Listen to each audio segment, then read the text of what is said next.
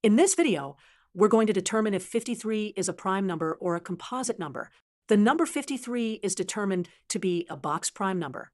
A prime number is a natural number greater than one that has no positive divisors other than 1 and itself. To determine if 53 is a prime, we need to check if it's divisible by any prime numbers less than or equal to the square root of 53. The square root of 53 is approximately equal to 7.28, so we'll check primes up to 7. Let's test for divisibility with these primes. First, let's try 2. Since 53 is odd and 2 is even, 53 is not divisible by 2. Next, try 3.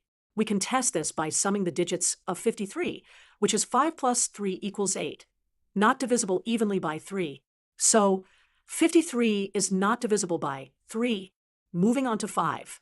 53 doesn't end with a 0 or 5, meaning it's not divisible by 5. Since 53 isn't divisible by any prime up to 7, the conclusion is that 53 is a prime number.